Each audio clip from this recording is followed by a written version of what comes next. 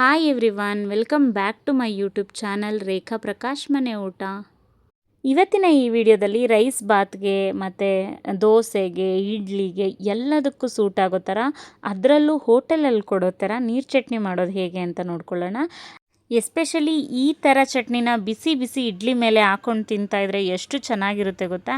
And rice ಬಾತ್ಗಂತೂ ಕೇಳೋ ಹಾಗೇ ಇಲ್ಲ. ರೈಸ್ ಬಾತ್ ಟೇಸ್ಟ್ ಡಬ್ಬಲ್ ಆಗಿಬಿಡುತ್ತೆ ಈ ಚಟ್ನಿಯಿಂದ. ಬನ್ನಿ ಹಾಗಿದ್ರೆ ಹೇಗೆ ಮಾಡೋದು ನೋಡ್ಕೊಳ್ಳೋಣ, ಹಾಗೆ ಏನೇನು ಇಂಗ್ರೀಡಿಯೆಂಟ್ಸ್ ಬೇಕು ಅಂತ. ಈ ಹೋಟೆಲ್ ಸ್ಟೈಲ್ ನೀರು ಚಟ್ನಿ ಮಾಡೋದಕ್ಕೆ ಮೇಯ್ನ್ ಇಂಗ್ರೀಡಿಯೆಂಟ್ಸ್ ಅಂದರೆ ತೆಂಗಿನಕಾಯಿ, ಕಡಲೆ ಮತ್ತು ಕಡಲೆ ಬೀಜ. ಸೊ ನಾನಿಲ್ಲಿ ಒಂದು ತೆಂಗಿನಕಾಯಲ್ಲಿ ಅರ್ಧ ಹೋಳನ್ನ ತೊಗೊಂಡಿದ್ದೀನಿ ಕಂಪ್ಲೀಟಾಗಿ. ಜೊತೆಗೆ ಕಡಲೆ ಬೀಜ, ಹುರ್ಗಡ್ಲೆ ಮೇನ್ ಇಂಗ್ರೀಡಿಯೆಂಟ್ ನಾನು ಆಲ್ರೆಡಿ ಹೇಳಿದೆ. ಜೊತೆಗೆ ರುಚಿಗೆ ತಕ್ಕಷ್ಟು ಉಪ್ಪು, ಖಾರಕ್ಕೆ ತಕ್ಕಷ್ಟು ಹಸಿಮೆಣಸಿನ್ಕಾಯಿ, ಸ್ವಲ್ಪ ಶುಂಠಿ ಬೆಳ್ಳುಳ್ಳಿ, ಜೊತೆಗೆ ಹುಣಸೆಹಣ್ಣು, ಆಮೇಲೆ ಜೀರಿಗೆ ಮತ್ತು ಕರಿಬೇವಿನ ಸೊಪ್ಪು. ಇಷ್ಟು ಬೇಕಾಗಿರೋಂಥ ಇಂಗ್ರೀಡಿಯೆಂಟ್ಸು. ಇವಾಗ ಒಂದು ಫ್ರೈಯಿಂಗ್ ಪ್ಯಾನ್ ತೊಗೊಂಡಿದ್ದೀನಿ. ಅದು ಬಿಸಿಯಾದ ನಂತರ ಸ್ವಲ್ಪ ಎಣ್ಣೆನ ಹಾಕ್ಕೋಬೇಕು. ಎಣ್ಣೆ ಬಿಸಿಯಾದ ನಂತರ ನಾವು ಕಡಲೆ ಬೀಜನ ಹಾಕ್ಕೊಂಡು ನೀಟಾಗಿ ಫ್ರೈ ಮಾಡ್ಕೋಬೇಕಾಗತ್ತೆ ಎಣ್ಣೆಲಿ. ಮೊದಲಿಗೆ ಕಡಲೆ ಬೀಜನೇ ಫ್ರೈ ಮಾಡ್ಕೊಳ್ಳಿ. ಯಾಕೆ ಅಂದರೆ ಅದು ಫ್ರೈ ಆಗೋಕ್ಕೆ ಸ್ವಲ್ಪ ಟೈಮ್ ತೊಗೊಳುತ್ತೆ. ಕಡಲೆ ಬೀಜ ಒಂದು 80% ಫ್ರೈ ಆಯಿತು ಅಂದಮೇಲೆ ನಾವು ತೊಗೊಂಡಂಥ ತೆಂಗಿನಕಾಯಿನ ಹಾಕ್ಕೊಂಡು ಮತ್ತೆ ಫ್ರೈ ಮಾಡಬೇಕು. ನಿಜವಾಗ್ಲೂ ಈ ಚಟ್ನಿಲಿ ಗ್ರೌಂಡ್ ನಟ್ಸ್ ಮತ್ತು ತೆಂಗಿನಕಾಯಿನ ಈ ಥರ ಹುರಿದು ಮಾಡೋದ್ರಿಂದ ಎಷ್ಟು ಒಳ್ಳೆ ಫ್ಲೇವರ್ ಬರ್ತಿರುತ್ತೆ ಗೊತ್ತಾ ನಿಜವಾಗ್ಲೂ. ಇವಾಗ ನಾವು ತೊಗೊಂಡಂಥ ಎಲ್ಲ ಐಟಮ್ಸ್ನು ಬ್ಯಾಕ್ ಟು ಬ್ಯಾಕ್ ಹಾಕ್ಕೊಂಡು ಫ್ರೈ ಮಾಡಬೇಕಾಗತ್ತೆ. ಬಟ್ ಫಸ್ಟಿಗೆ ಮಾತ್ರ ನಾವು ಕಡಲೆ ಬೀಜ ಮತ್ತು ತೆಂಗಿನಕಾಯಿನ ಫ್ರೈ ಮಾಡ್ಕೊಂಬಿಟ್ಟು ಆಮೇಲೆ ಮಿಕ್ಕಿದೆಲ್ಲ ಇಂಗ್ರೀಡಿಯೆಂಟ್ಸ್ನೂ ಹಾಕ್ಕೊಂಡು ಈ ಥರ ಫ್ರೈ ಮಾಡ್ಕೋಬೇಕು. ಬಟ್ ಕೊತ್ತಂಬರಿ ಸೊಪ್ಪು ಮತ್ತು ಪುದೀನ ಸೊಪ್ಪನ್ನು ಹಾಕ್ಕೋಬೇಕಾಗತ್ತೆ ಇದಕ್ಕೆ. ಅದನ್ನು ಸ್ಟವ್ನ ಆಫ್ ಮಾಡಾದಮೇಲೆ ಹಾಕ್ಕೊಳ್ಳಿ. ಆ್ಯಂಡ್ ಉಪ್ಪನ್ನು ಅಷ್ಟೇ ಆ್ಯಡ್ ಮಾಡ್ಕೋಬಾರ್ದು. ನಾವು ಇಲ್ಲಿ ಒಂದು 2 to 3 ಮಿನಿಟ್ಸ್ ಆದರೂ ಕಂಟಿನ್ಯೂಸ್ ಆಗಿ ಫ್ರೈ ಮಾಡ್ಕೋಬೇಕಾಗತ್ತೆ. ಆಮೇಲೆ ಸ್ಟವ್ನ ಆಫ್ ಮಾಡ್ಕೋಬೋದು.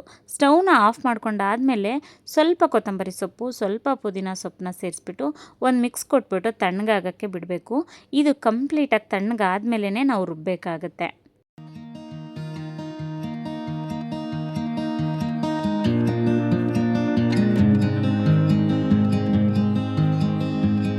ಹುರ್ಕೊಂಡಿದ್ದಂಥ ಎಲ್ಲ ಐಟಮ್ಸು ಇವಾಗ ತಣ್ಣಗಾಗಿದೆ. ಇವಾಗ ಇದನ್ನು ಒಂದು ಮಿಕ್ಸಿ ಜಾರ್ಗೆ ಟ್ರಾನ್ಸ್ಫರ್ ಮಾಡ್ಕೋಬೇಕು. ನಾನಿಲ್ಲಿ ಮೆಜರ್ಮೆಂಟ್ ಹೇಳಿಲ್ಲ ಎಲ್ಲ ಇಂಗ್ರೀಡಿಯೆಂಟ್ಸ್ಗೂ. ಆ್ಯಕ್ಚುಲಿ ನಿಮ್ಗೆ ಹೇಗೆ ಕನ್ವೀನಿಯೆಂಟ್ ಆಗಿ ತೊಗೋಬೋದು. ಇಷ್ಟೇ ತೊಗೋಬೇಕು ಅಷ್ಟೇ ತೊಗೋಬೇಕಂತ ಏನಿಲ್ಲ. ಬಟ್ ಕಡಲೆ ಬೀಜ, ತೆಂಗಿನಕಾಯಿ ಮತ್ತು ಹುರ್ಗಡ್ಲೆ ಮಾತ್ರ ಸ್ವಲ್ಪ ಜಾಸ್ತಿ ಕ್ವಾಂಟಿಟಿಯಲ್ಲಿ ತೊಗೊಳ್ಳಿ. ಇವಾಗ ಮಿಕ್ಸಿ ಜಾರ್ಗೆ ಹಾಕ್ಕೊಂಡಾದ್ಮೇಲೆ ರುಚಿಗೆ ತಕ್ಕಷ್ಟು ಉಪ್ಪು ಮತ್ತು ಸ್ವಲ್ಪ ನೀರನ್ನು ಹಾಕ್ಬಿಟ್ಟು ನುಣ್ಣಗೆ ರುಬ್ಬಬೇಕಾಗತ್ತೆ ಈ ಚಟ್ನಿನ. ನಾನಿಲ್ಲಿ ನುಣ್ಣಗೆ ರುಬ್ಕೊಬಂದಿದ್ದೀನಿ ಚಟ್ನಿನ.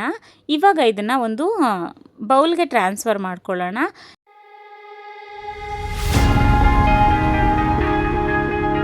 ಇವಾಗ ಜಾರಿಗೆ ಸ್ವಲ್ಪ ನೀರನ್ನು ಹಾಕ್ಕೊಂಡು ಮತ್ತೆ ಅದಕ್ಕೆ ಚಟ್ನಿ ಬೌಲ್ಗೆ ಸೇರಿಸ್ಕೋಬೇಕಾಗತ್ತೆ. ಯಾಕಂದರೆ ನೀರು ಚಟ್ನಿ ಮಾಡ್ತಿರೋದ್ರಿಂದ ಸ್ವಲ್ಪ ನೀರನ್ನು ಜಾಸ್ತಿ ಸೇರಿಸ್ಕೊಳ್ಳಿ.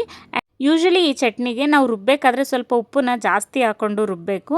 ಸೊ ನಾವು ನೀರು ಸೇರಿಸ್ಕೊಂಡ್ಮೇಲೆ ಅದು ಬ್ಯಾಲೆನ್ಸ್ ಆಗುತ್ತೆ. ಆ್ಯಂಡ್ ನೀರು ಚಟ್ನಿ ನಾನು ಮುಂಚೆನೇ ಹೇಳಿದಾಗೆ, ಬಟ್ ತುಂಬ ನೀರು ಮಾಡ್ಕೊಂಡಿಲ್ಲ ನಾನಿಲ್ಲಿ. ನಿಮ್ಗೆ ಹೇಗೆ ಕನ್ವೀನಿಯೆಂಟು ಅಷ್ಟು ನೀರನ್ನು ಸೇರಿಸ್ಕೋಬೋದು.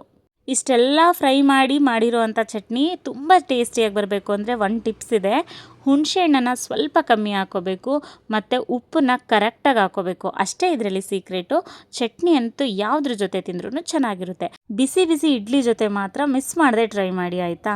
ಸೊ ನೋಡಿದ್ರಿ ಅಲ್ವಾ, ಹೋಟೆಲಲ್ಲಿ ಮಾಡುವಂಥ ನೀರು ಚಟ್ನಿ ನಮ್ಮ ಮನೇಲಿ ಎಷ್ಟು ಚೆನ್ನಾಗಿ ಮಾಡ್ಕೋಬೋದು ಅಂತ. ಇದಾಗಿತ್ತು ಇವತ್ತಿನ ಸ್ಪೆಷಲ್ ರೆಸಿಪಿ. ಯಾರೆಲ್ಲ ನನ್ನ ಚಾನಲ್ನ ಇನ್ನೂ ಸಬ್ಸ್ಕ್ರೈಬ್ ಮಾಡ್ಕೊಳ್ಳೋದಲ್ಲೇ ನೋಡ್ತಾ ಇದ್ದೀರಾ, ಪ್ಲೀಸ್ ಒಂದು ಸಬ್ಸ್ಕ್ರೈಬ್ ಮಾಡ್ಕೊಂಡು ನೋಡಿ. ಹಾಗೆ ಈ ವಿಡಿಯೋ ನಿಮ್ಗೆ ಇಷ್ಟ ಆಗಿದರೆ ದಯವಿಟ್ಟು ಲೈಕ್ ಮಾಡಿ, ಶೇರ್ ಮಾಡಿ, ಹಾಗೆ ಕಾಮೆಂಟ್ ಮಾಡಿ. ರೆಸಿಪಿನ ನೀವು ಒಂದ್ಸಲ ಟ್ರೈ ಮಾಡಿ, ಖಂಡಿತ ನಿಮಗೂ ಇಷ್ಟ ಆಗುತ್ತೆ. Thank you so much.